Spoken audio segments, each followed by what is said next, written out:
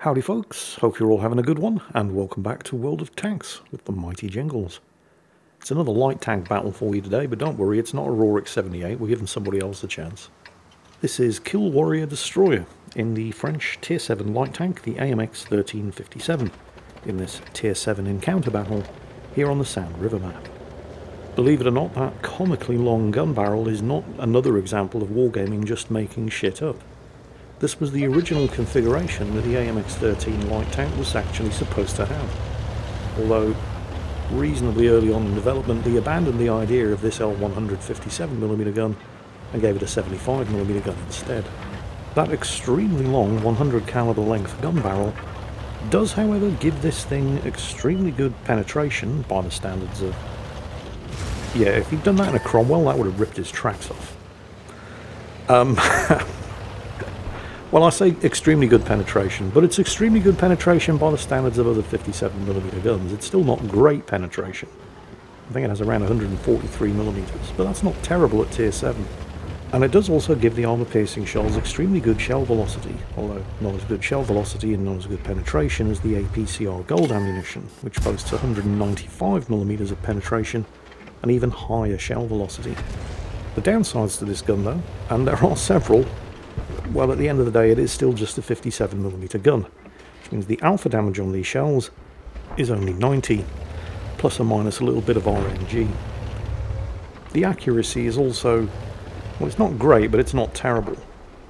It's the shell velocity, however, that's going to ensure that you do actually manage to land hits at targets at long range, especially fast-moving targets at long range, like those, although not consistently. The low alpha damage is, however, compensated for somewhat by the blazing fast intra-clip reload, or how quickly this gun can spit out those 57mm shells from a fully loaded magazine. Although this does come with its own problems, because the gun will actually fire faster than it aims. So unless you're shooting at a fairly large and probably stationary target, if you're just spitting the shots out as fast as they'll load, you're still likely to miss more than a few. And that's not the only problem with this gun. Common to a lot of the other French autoloader tanks, the AMX 1357 does not carry a large amount of shells into battle. 56, loaded into an 8-shot magazine, means that this tank only carries enough ammunition for 7 full reloads. So you really do kind of need to try, at least, to make every single shot count. Which can be difficult in this thing, because, well, the accuracy isn't great. It shoots faster than it aims, and with only an average of 90 damage per shot, that means a full magazine, even if every shot hits and penetrates, which is by no means guaranteed, you're only going to do 720 damage, and at best you can only do that 7 times. The tank does come with other downsides associated with the French autoloaders, mostly to do with that overhanging bustle at the back of the turret, which is where the ammunition is stored. It means this tank has very, very limited gun elevation, which can be a problem if you're not on level ground, or you're aiming at an enemy tank on a higher elevation than you. A problem that Kill Warrior Destroyer was just experiencing less than a minute ago as he was trying to get the gun pointed at an enemy AMX on a ridge on the other side of the open valley over there. Although right now the more immediate problem is the fact that the enemy team are capping. Remember, this is an encounter battle, there's only one cap circle.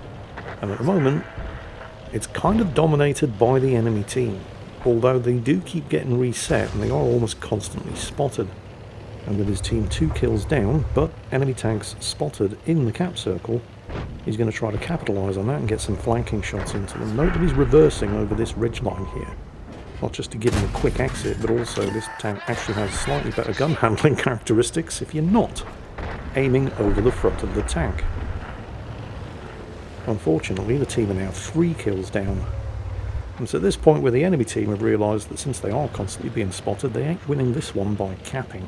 They have abandoned their attempts to take the cap circle and Kill Warrior Destroyer trying to get onto some higher ground over here, get a bit of elevation, see over the ridge in front of him, and re-spot them, but with no success. So far he's only taken the 1 hit, and with no more than 40mm of armour anywhere, this tank is almost guaranteed to take damage every time it gets hit, unless you get lucky and your tracks eat a shot. The team are now down 4 kills. Well, since it seems pretty clear that the enemy team had abandoned the cap circle, and he's not trying to slip into the cap here because he saw what happened to the enemy team as they tried to do that this early on in the battle. But there are some targets here. See how quickly it fires compared to how quickly it aims. Which is why he's not actually firing this 57mm gun as fast as it will load. Didn't result in any kills though, although somebody else on the team did manage to grab one back, but then just as quickly the enemy team went ahead again. They're still 4 kills ahead. A lot of low health enemy tanks though. The thing is, a low health enemy tank to any other tank is a one-shot kill. Not so much to this thing, not with 90 damage per shot.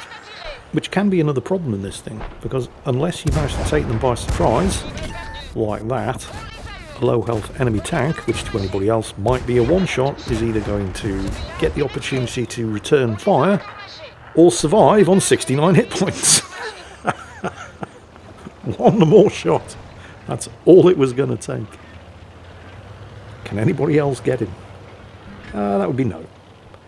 And in fact the enemy team pull another 2 kills back instead, so they are still 4 kills ahead. He's caught the SU-152 out in the open though. 249 hit points, and it's going to take 3 shots, but he's got him. Got spotted in the process of course, so pulls back. At the moment his biggest threat is artillery, but they're probably not pre-aimed in this location. They've been hammering his surviving teammates, of which he only has 2, of which he only has 1 over there. 5 shots left. Going for the M6. He's got him. That's the second time he popped. Yeah, there it is. That was the second time that he popped up in this location, and artillery had switched. Missed by far enough that he didn't even get stunned though, so that's good news. What's not good news is that his one surviving teammate, the A43, looks like, at a guess, I'd say he only has about 50 hit. Well, okay. No, he doesn't have any hit points left.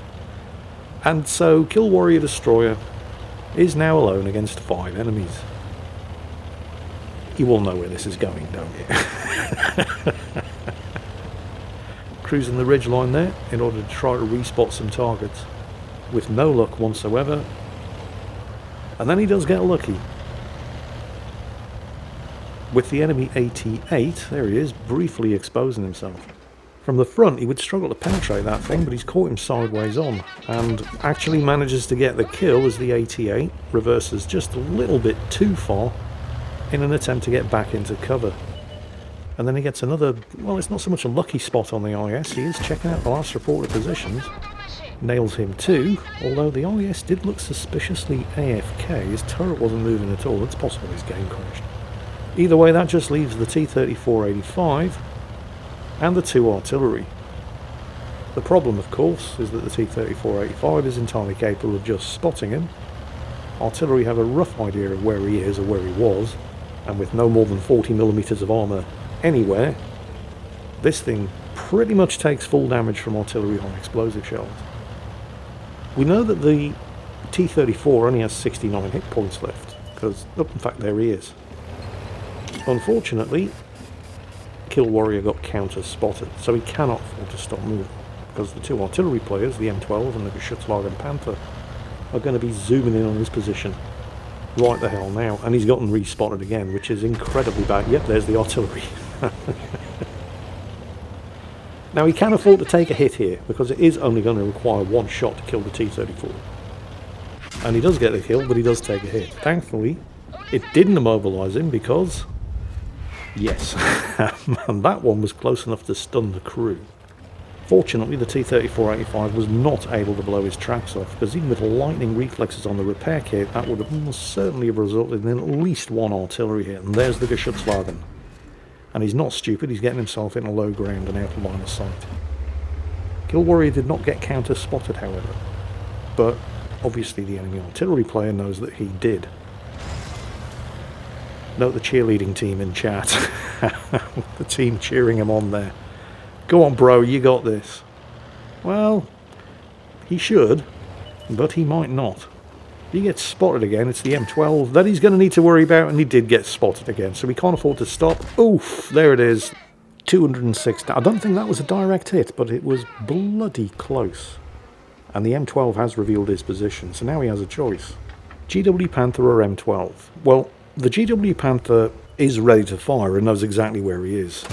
The M12 is not ready to fire, but he's backing into cover quickly enough that he can't even afford to wait for the gun to aim, but he manages to clip him just before he pulled back into cover, and now he has to go for a reload, because the 2 shots that he had left are not going to be enough to dispatch a full health GW Panther on 360 hit points, who knows that he's got one chance here. There's the reload. GW derps it, scores a direct hit, but with 54 hit points remaining, and with just the 1 shot left in the magazine, he manages to seal the deal, and ends that battle with 8 kills and just 7 rounds of ammunition remaining in the tank. A whole clutch of medals there, including, but not limited to, the High Caliber and Top Gun obviously, but also the Radley Walters medal for his 8 kills and the highly coveted Kolobanov's medal for standing alone against at least 5 enemies and winning. And yet note that despite all of that, that was only good enough for a first-class mastery award in the AMX 1357. Remember, the grade of mastery award that you achieve is not actually determined by how well you have done in any given tank in any given battle. It's determined by how well you've done in any tank in any given battle compared to everybody else driving the same tank that week. So this thing really is the tank of champions. Was a little confused when I looked at the team score page here. I mean, not the fact that he's top of the team, I mean that was fairly obvious, but his name isn't Kill Warrior Destroyer, it's actually Nazar King. He's clearly making use of the, I don't even know what they call it, but there's a feature in World of Tanks where you can actually obscure your name when you go into battle. A feature that I'm sure was extremely welcome by all of the people who live stream World of Tanks and got sick and tired of being stream sniped every time they got into battle and got recognised. It allows you to hide who you are, so it looks like for some reason or another, Nazar King here was taking advantage of that feature. Are we in the presence of World of Tanks royalty here or something? Am I supposed to know who this guy is? Is he somebody famous that I just don't know because I'm old and crap?